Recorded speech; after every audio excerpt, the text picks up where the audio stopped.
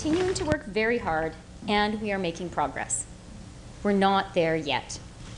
This is a very complex agreement, and we are going to continue working at it. As we've said from the outset, our objective in these talks is to update and modernize NAFTA in a way that is good for Canadians, good for Americans, and good for Mexicans. We know that a win-win-win agreement is within reach, and that's what we're working towards. With goodwill and flexibility on all sides, I know we can get there. But as certainly the Canadians here have heard me say before, I'm paid in Canadian dollars. And my job is to ensure that this agreement works for Canadian workers, Canadian families, and Canadian business. The Government of Canada will not sign an agreement unless it's good for Canada and good for Canadians. Have you seen any movement from the Americans that would suggest that Donald Trump's characterization of the American negotiating tactics, that characterization is not accurate?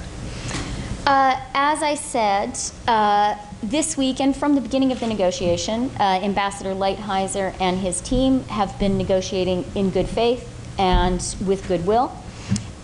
This is a process that began more than a year ago, and we've made some progress. We've done some work together. I see Jerry Diaz here, so I can't neglect to mention the car sector and the rules of origin. And our starting point was a place where Canada and the US were quite far apart in their proposals.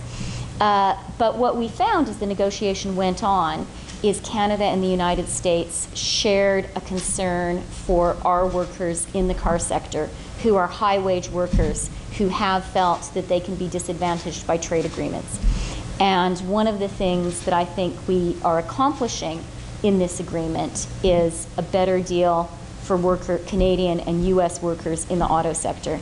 That's important, and that's been a success due to Canada and the United States working together and due to Mexico showing some significant flexibility over the summer.